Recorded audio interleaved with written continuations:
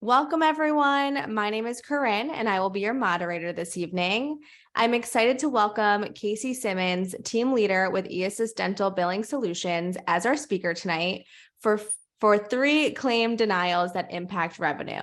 Before we get started, I would like to take a moment to go over some quick housekeeping. If you have a question, please type it in the Q&A section, and we will answer questions live at the end of the presentation. CE is also not available for this webinar, live or on demand. Casey, welcome. I'll pass on over to you now. Awesome. Thank you, Corinne. Well, hi, guys. Welcome. I'm so glad you're here tonight. I really hope that you're going to be able to grab a few takeaways from this discussion that are going to help bring revenue back into your practice, because there are so many things that have to do with claims that definitely directly affect you. So just a little bit about me. I have been with eAssist for a little over 2 years now, and I am a team lead within our company, and I help teams support offices just like yours. We help support with claims submissions, denials, rejections, claim clarity, so them going out correctly the first go round.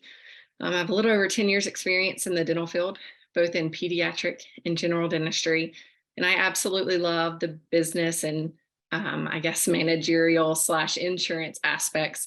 A lot of people think I'm crazy for that reason, but I absolutely love it. It's really so much fun to see these payments get resolved and to come back into the practice. It's truly my goal to help you tonight to figure out ways that you can find resolution with any of your claims you're having issues with, or potentially some reasons that claims may be rejecting before they're even getting out of your software. So we'll go over a lot of those type things as we go.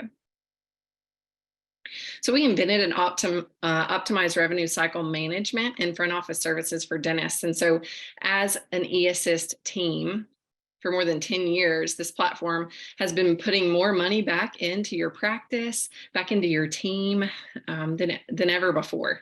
So our platform's comprised of dental billing specialists. We have over 2,800 dental offices and DSOs. To date, we've collected more than $11.34 billion from insurance companies. Definitely proud to be a part of something that's helping offices in such a real way. So a few things that we're going to go over tonight that I really hope you will be able to, again, just take home and that will impact your practice in a great way. The first one is how to identify the 3 different denial types and which ones can you appeal. So which ones do you need to work a little harder on? Why how you send your claims makes a difference. There's definitely a major impact here, and so we'll get to that a little bit deeper. And how collecting 100% of what you are owed from insurance can make or break your dental practice. So hopefully tonight, again, we're going to make a major impact on the ability for you bringing major finances back into your practice. Did you know that the #1 reason patients leave a dental practice is because they feel neglected? And let me say that the financial aspect of feeling neglected is pretty heavy. So that is definitely a big area of concern for patients. A close second is feeling deceived by an incorrect treatment plan. Now, these treatment plans can be incorrect for so many reasons. It could be that the insurance was not correct, that was in the system before the treatment plan was created. It could be that the fee schedules weren't correct. And so therefore the financial aspect of that was off when those figures were being determined. Percentages may not be correct, or there may have been a downgrade that we weren't aware of. All of those things can definitely affect the ultimate dollar amount that the patient is going to have to pay out of pocket, but also the dollar amount that could be coming back into your practice. So the first type of denial that I want to talk about is rejected claims. So a rejected claim is a claim that is returned because it cannot be processed as submitted. And there's a lot of reasons that it could potentially not be processed. I'll give a few examples a little bit later as we go through a few more of the slides. But the first step to making sure that the claims go out, we call it green and clean, so that they go out correctly, is carefully reviewing the claim. There's so many sections of a claim form that are really important that we need to make sure that we're able to truly review and that it's accurate. We want to correct any errors. So for example, we'll talk about this again a little bit later, but is the patient's date of birth correct? Is the subscriber's date of birth correct? Are we using a nickname? Or for example, is the patient's name Charles, but they actually go by Charlie? So we have Charlie in the system, but the insurance recognizes them as Charles. Those things are very important. And then resubmitting the claim. So as all these things are carefully reviewed, corrected, and then resubmitted, the claim can often be reconsidered. So if it's just simply a rejected claim and it may not even leave the software and get past the clearinghouse, depending on the software you have, some have a lot of capabilities of being able to review the claim before it leaves the software. So if it's something that the actual software itself can kick it back, then that's great because we can fix, for example, some softwares call that an invalid claim. It stops within the software because it catches errors. Then it may not pass the clearinghouse. So if it doesn't pass the clearinghouse to get to the insurance company, then again, that's a rejected claim. So that comes back and that can be reviewed and corrected. So within that section, rejected claims, these are typically claims that don't even get all the way to the insurance company. Now, at times, they can get to the insurance company and still be kicked back because your software didn't catch it, the clearinghouse didn't catch it, and then the insurance company did catch the error. But ultimately, once things are fixed, a corrected claim can then be submitted and reviewed at that time by the insurance. The second type of claim denials is a disallowed claim or a non-billable claim. The payer has determined it does not qualify for reimbursement and must be written off. There's several things that qualify under this category. But going over that, the plan contractually excludes the service. So for example, not a covered benefit. We have some patients that may not have any major coverage. So if they don't have major coverage, then anything in that major category is not covered whatsoever. Encourage patients to contact human resources. So if this is something that a patient thinks should have been covered based on what they understand about their insurance, they can always reach out to human resources. Also, if they want it to be something to be covered and allowed by their insurance moving forward, if they get with HR within their company, a lot of times they're able to reconsider insurance plans offered to their employees so that the next year it might be an option on their insurance coverage. And then HR may be able to override or lobby for coverage in the future. So that's essentially what that covers. If a patient thinks that this would be something that other people in their company would benefit from, it's really common that they can look at different plans and different options. Now, granted, it wouldn't be the same exact plan that they're currently on, so fees may increase and other things of that nature, but it would be good for them to have other options to explore. And then lastly, the third denial type is just a completely denied claim. So the payer has determined it does not qualify for reimbursement and can either be appealed or billed to the patient. So covered by the plan, but criteria not met. So if the criteria is not met, for example, a waiting period, or just a clause. So if there's a waiting period on a policy for 12 months and it's a major service, it's going to be denied if it's within that 12-month waiting period. If it's a crown, they have 10 years to get it replaced or 5 years to get it replaced, depending on their insurance guidelines. And it's not within that, it's not past that timeline. Yet again, that would be a denied service and it wouldn't qualify to be reimbursed. But something that may qualify to be appealed or billed would be potentially a buildup in a crown for a tooth. Let's say the x-ray didn't show a lot of clarity around a fracture. You know, sometimes a cusp can be missing in one of those molars. The x-ray just doesn't show much clarity. Well, if the intraoral that was taken wasn't sent that first go around, maybe that intraoral can be sent back or can be sent with an appeal to really show the full cusp was missing. So that claim for the crown and buildup can be reconsidered. It's important to send a copy of denied EOBs requesting a second review. You don't want a claim to be denied simply for being a duplicate. So if you just send another claim, but it was a denied claim to begin with, it's going to just get denied again. So if you send the EOB and at least the claim number in the remarks section of your claim form, it is going to be reconsidered instead of looked at as the same exact claim that already has come through. And then attaching any additional information or documentation. So this is really important. Whenever you send information back from a denied claim, you want to make sure to send additional info. So let's say a claim slipped through and maybe supporting documentation was missed the first go round. Well, you want to make sure the narrative and the x-rays, intraorals, all those things are present the next time that it's sent. Let's say the narrative was sent, but the x-ray was missing. Yet again, send it back with that EOB along with the additional or more supporting information. Maybe a denial was upheld and the narrative just didn't have quite enough information. Dig a little deeper, send some more information that may support the actual service that was being rendered. Here's what's important. You're asking someone to approve payment for a service that they cannot see the reason why it was necessary. So anything you can send that supports why you did what you did, so the reason why the service was rendered, then that's what's going to really support the claim being processed through and paid. So any additional information you can send over is going to make that possible. Did you know that only 33% of appealable claims are actually appealed?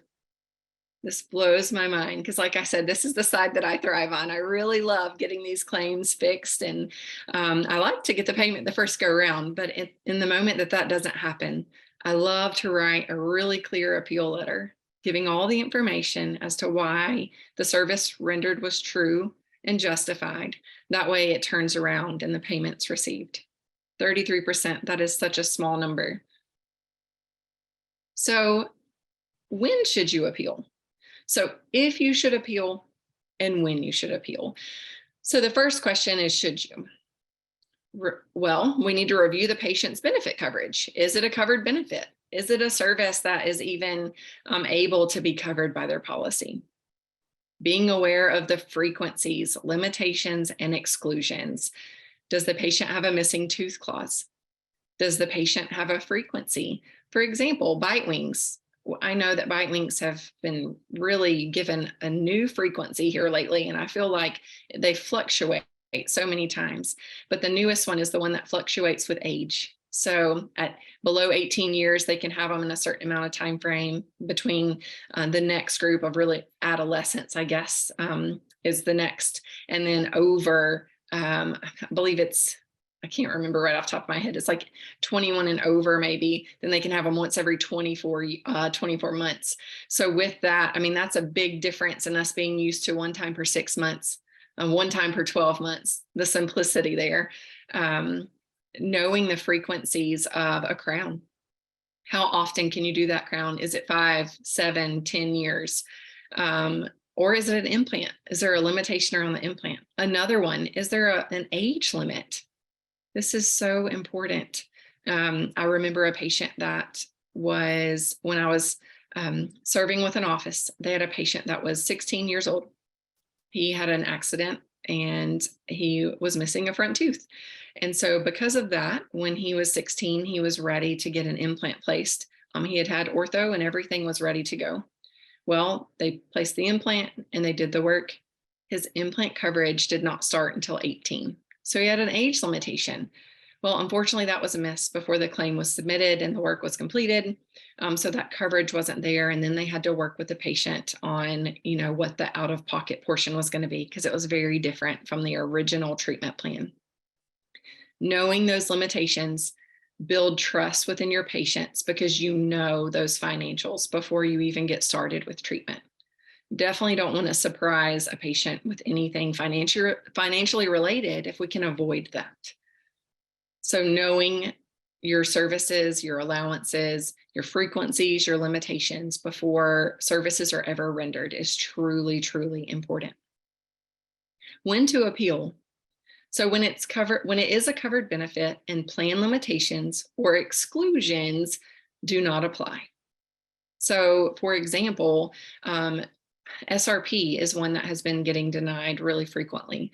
Buildups. Buildups are a code that it's one of the most abused codes, I would say, in the dental industry right now. And so when honest buildups are being completed, there's definitely a lot of room for insurances to deny those right off the bat. And then you have to take that opportunity to appeal. So some of them will say, more than 50% of the tooth structure was still remaining. In that situation, if it wasn't, and you have proof of that, again, that visual support.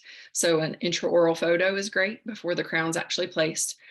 If you can have that visual support that more than 50% of the tooth structure was truly missing, and you have that narrative supporting the same thing, then more often than not, they will reconsider that buildup. SRP, same thing. Bone loss. Bone loss is really one of the ones right now they're really looking for in the x-rays. So if there's not that bone loss, going ahead and getting the support in the narrative as to why SRP was needed if there's not visible bone loss. The pocket depths may be present, but the bone loss not visible. And sometimes if that bone loss isn't seen on the x-rays, the insurances are still kicking it back. Make sure you're providing all that information of why the SRP was warranted before the claims are ever sent out. If not, again, and it's denied, that is an appealable claim for sure. And then your EOB denial will provide appeal instructions. So in your denial, as you typically, it may be like on the second page or on the back, or the third or fourth page if they're pretty lengthy. You'll have instructions on how to do an appeal. Make sure you send it to the correct place. That's another tricky spot. They typically have another address or another fax number where the appeals go. So just make sure that you're sending the appeals to the correct place and follow those instructions on the EOB. Some of them do require an additional form to come along with your appeal letter, x-rays, intraorals, narratives, and any other things that you do include in that appeal. So John Wooden once said, if you don't have time to do it right, what makes you think you'll have time to do it over? This quote is so perfect. On claims, we want to get paid the first go round. So if we can put all of our effort in that first go, it's wonderful. If we don't have the time to put it in the first go round, do you think we're going to have time to do it and make an appeal possible? They take a lot of work and a lot of effort. So just making sure we do it right the first go is really important. So this is what I was saying earlier, we're going to get to in a little bit. It's clean claim requirements. This section is one of my favorites because if we can get the claims to go out right the first time, then everything should be provided, and we're going to have a lot less concern around needing to have the time to complete the appeals because the claim's going to be considered the first time. So the first thing, complete and accurate insurance information. What I mean when I say this, the patient information and the subscriber information. So for example, is this a patient that has, is this an insurance that has sub numbers? Do we have to have those sub numbers present on the form? The ID, the subscriber information. So that ID number, is it a social? Or more often than not these days, it's an alternate ID. So do we have that alternate ID in the right section on the claim form? The insurance plan altogether. Do we have the right insurance connected? So for example, is it Anthem, but we have Blue Cross Blue Shield? Is it Empire, but we have Anthem? All of those that are very much in that similar category. Do we have the correct insurance? Do we have the correct mailing address and payer ID? That payer ID is that 5-digit code. That's how you send your claims electronically.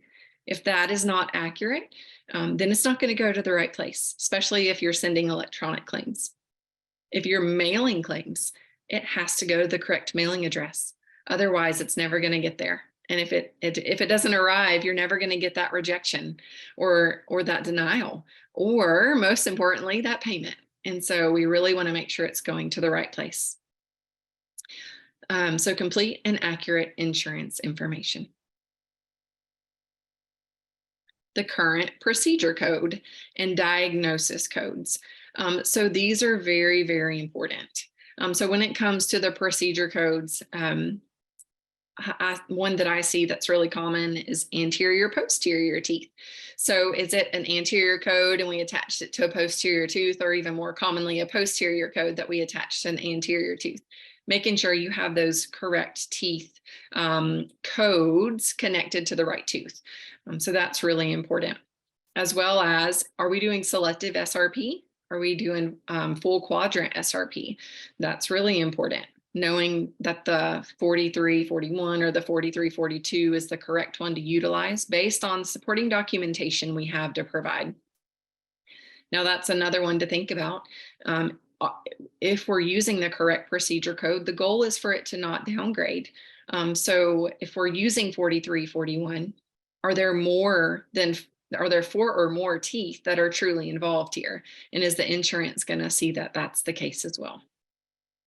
So correct procedure codes and diagnosis codes, very, very important. Full practice fee reported on the dental claim form. So your UCR, your main fee that you would charge if the patient didn't have insurance, or if it was an out-of-network insurance, needs to be the fee that goes out on your claim form.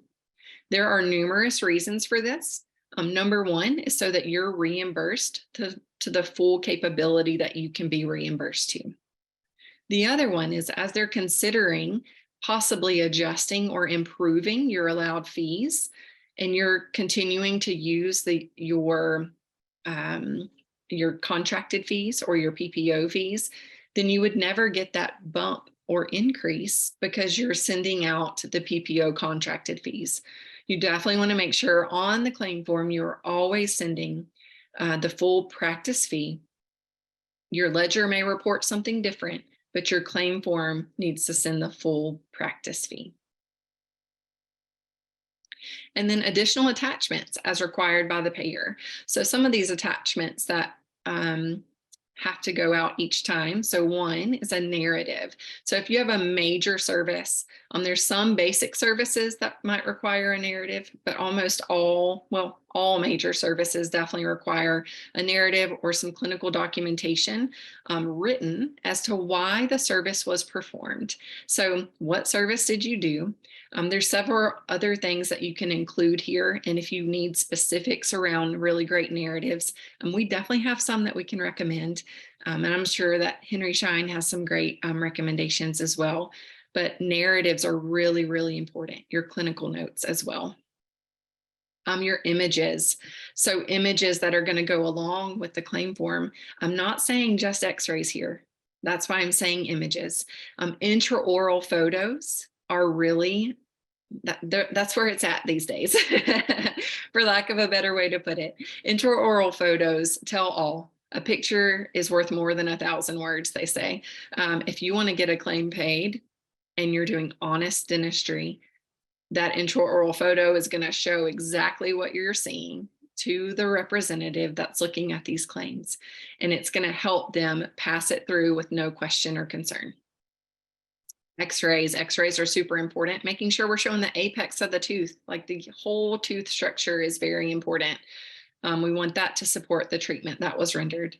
Making sure, when is it important to send a PAN? When is it important to send an FMX? When is a PA acceptable? Or when are bite wings okay? So knowing that you're sending the correct image with the service that was rendered. And then your perio charting. Any code typically that starts with a 4, so D4 and the following 3 numbers, you really want perio charting to support that code. That perio charting is supporting perio rendered services. So make sure your perio charting, your images, and your narratives and or clinical notes are all supportive of the services that have been rendered. You can have narratives within your clinical note, or your narrative can be separate from your clinical note. It just depends on how you prefer for it to be done. But that narrative, again, it's the what and the why. It helps the person that's reviewing that claim see the proof based on your explanation, and then they reference your imaging, and they can see the proof based on the pictures of what's being provided. And then lastly, correct and accurate information. So this really covers everything that we just talked about in a nutshell, but then a few other things that I haven't mentioned yet. Your tooth number or the quadrant. So for example, with SRP, something that's really important, you have a tooth number that needs to go with your selected SRP. If you're doing full quadrant, so 43, 41, you would have the quad that's going to go along with the SRP. That's very important to make sure you're sending the correct thing with that code.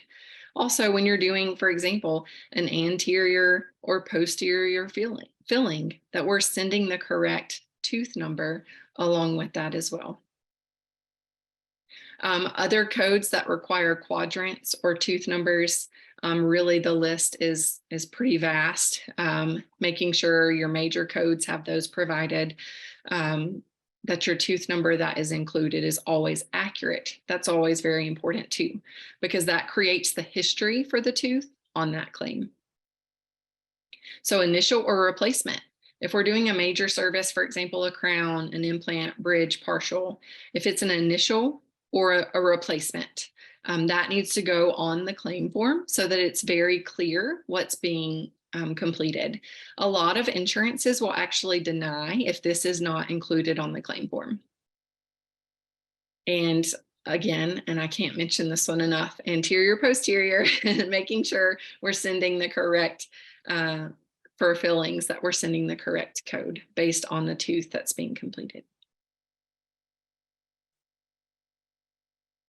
So correct coding often results in higher revenue as practices obtain reimbursements that were once unpaid because of misunderstanding or misreported codes.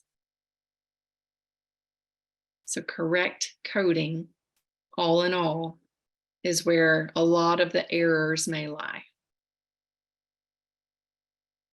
Even dentists who do not participate in dental plans must accurately report every procedure and are subject to audit by the patient, state board, and other agencies.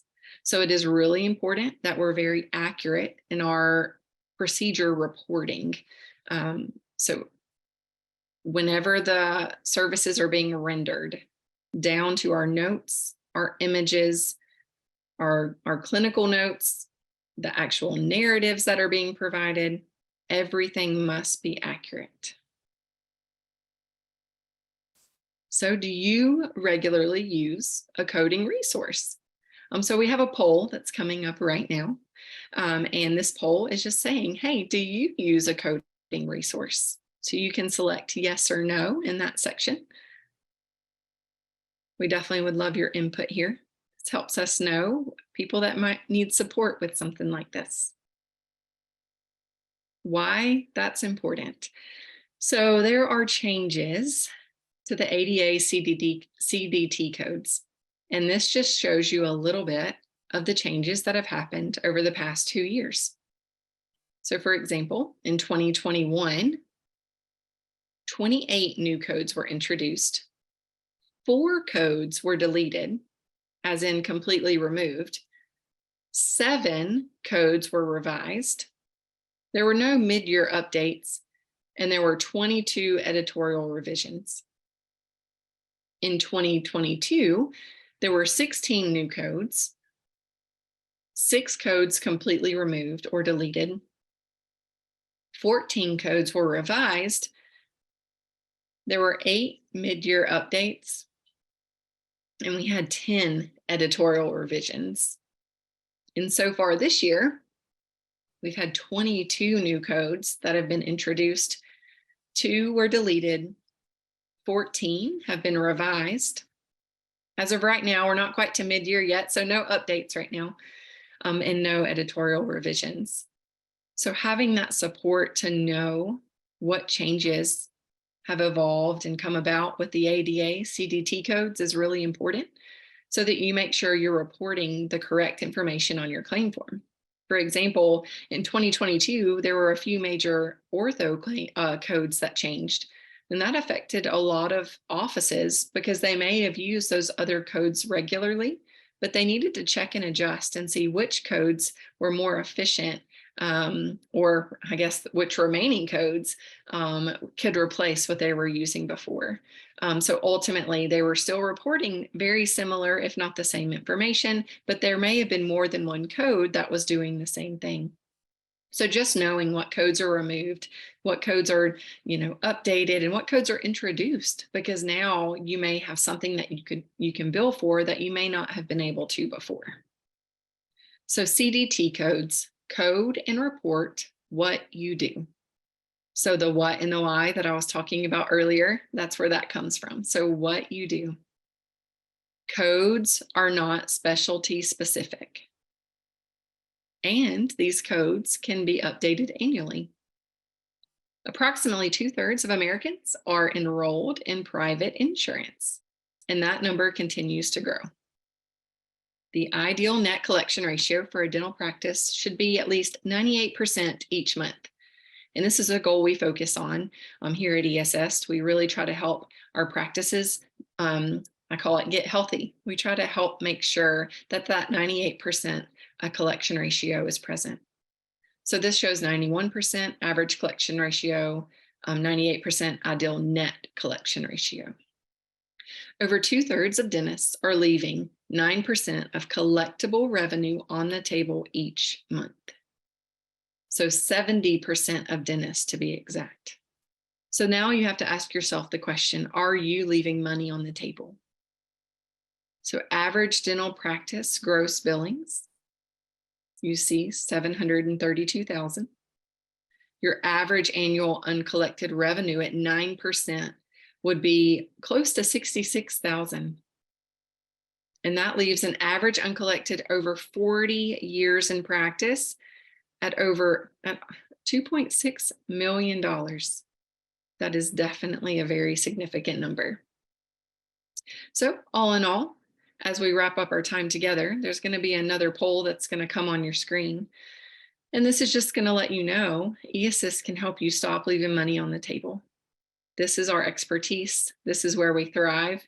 There's people just like me that get excited every day to help you take care of claims, to help you resolve these rejections and denials, to help educate not only your team, but also maybe some of the providers even need more education around these codes and the changes.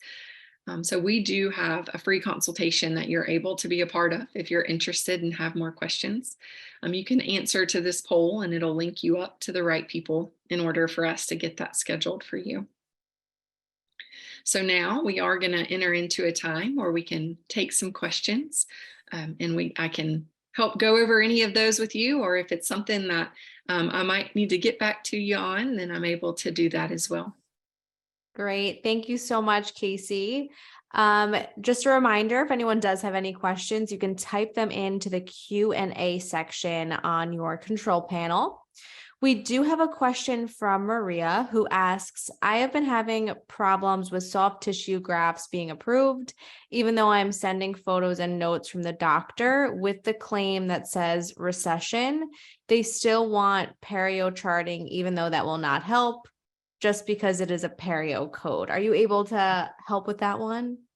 I will say, yes, I hear what you're saying, and we are seeing the exact same thing.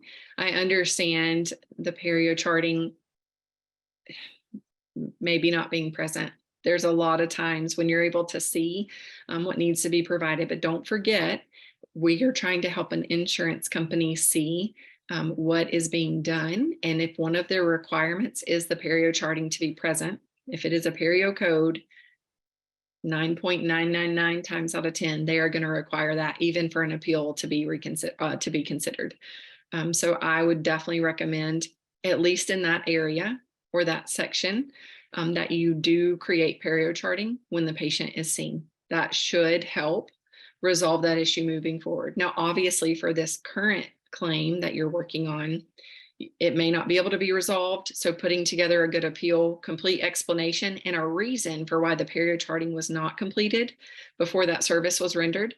There are times that if there is clear supporting evidence and great documentation, that they may reconsider it. But I cannot stress enough, perio charting has pretty much become non-optional if it is a perio related code. All right, thank you. Mhm. We have another question that asks, where can we get a copy of good narratives? Oh, that is great. A great question.